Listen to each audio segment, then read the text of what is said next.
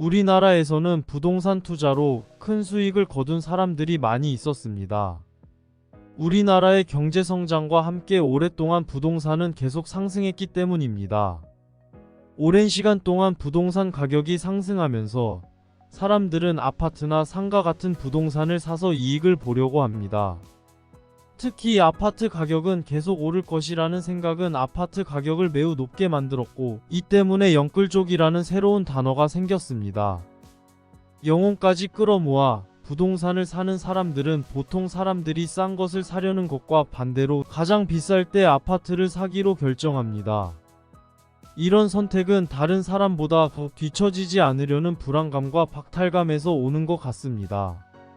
2020년과 2021년에는 아파트 가격이 특히 높았을 때 많은 사람들이 이런 결정을 했습니다. 2021년은 대한민국 부동산 시장에서 역사적인 상승기로 기록되었습니다. 이때 많은 사람들이 아파트 가격이 가장 높았을 때 투자했고, 이로 인해 전국적으로 아파트 가격이 크게 올랐습니다. 대략 100만 명이 이 시기에 아파트를 샀으며 대부분은 가격이 더 오를 것이라고 기대했습니다. 이런 대규모 투자는 부동산 가격을 크게 올렸습니다. 하지만 모든 상승 뒤에는 하락이 옵니다. 2021년의 상승을 정점으로 2022년부터 아파트 가격은 내려가기 시작했고, 2024년 현재까지 이 추세는 계속되고 있습니다. 고점에 구매한 사람들은 이제 중요한 결정을 해야 합니다. 손해를 보고 팔 것인지 아니면 이자와 원금을 계속 내며 버틸 것인지 선택해야 합니다. 이 결정은 재정적인 것을 넘어서 많은 사람들의 삶에 큰 영향을 미치는 중대한 결정이 되었습니다.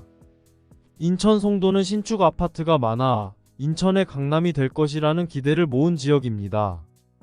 젊은 영끌족들이 아파트 구매를 위해 몰려든 곳으로 유명했습니다. 그러나 최근 많은 영끌족들이 고점에 산 아파트를 손해보고 팔고 있습니다. 2024년 1월 송도의 25평 아파트가 6억 원에 거래되었는데, 이는 2021년 7월에 7억 원에 산 영끌족이 판 것입니다. 당시에는 이 아파트가 2022년에 8억을 넘어 계속 오를 것으로 보였지만 실제로 2023년에는 5억대로 떨어졌습니다. 이 아파트를 판 영끌족은 가격이 더 오를 것으로 보고 계속 보유하다가 2024년 1월에 6억 원에 팔아야 했습니다. 7억에 샀고 2년 넘게 이자와 원금을 내며 버티다가 약 1억 5천만 원의 손실을 입었습니다. 많은 영끌족들이 적절한 판매 시기를 놓쳐 손해를 보고 있습니다. 심한 곳은 아파트 가격이 최고가의 절반으로 떨어진 경우도 있습니다. 고점에 물린 많은 영끌족들이 손실을 조금이라도 줄이기 위해 매물을 내놓고 있습니다. 이 사례는 부동산 시장의 변동성과 투자 위험을 잘 보여주며 특히 고점에 산 사람들의 어려움을 상징적으로 보여줍니다. 분양권 시장도 심각한 상황입니다. 송도에서 분양된 아파트 가격은 8억에서 9억 사이였지만 많은 사람들이 가격이 10억까지 오를 것으로 기대했습니다. 그러나 현재 9억에 구매한 분양권을 8억 초중반에 팔려고 해도 구매자를 찾기 힘든 상황입니다. 전세금을 이용한 갭투자를 계획한 사람들도 분양가에 비해 낮은 전세금으로 인해 어려움을 겪고 있습니다. 송도의 부동산 시장은 영끌족의 급매물이 계속 나오고 부동산 가격이 하락세를 지속하면 당분간 어려움을 겪을 것으로 보입니다. 이 상황은 송도만의 문제가 아니라 국내 부동산 시장 전반에 영향을 미칠 수 있는 중요한 신호입니다. 이는 많은 투자자들에게 보다 신중한 접근을 요구하는 시기임을 나타냅니다. 영끌족들은 부동산 가격이 계속 올라갈 것이라는 기대감에 투자했습니다. 하지만 실제로는 경제 상황, 공급량, 정부 정책의 변화 같은 여러 요인이 복합적으로 작용해 예상과 다른 결과를 낳았습니다. 또한 영끌족이라는 용어에서 볼 수 있듯이 과도한 대출과 무리한 투자도 문제를 더 크게 만들었습니다.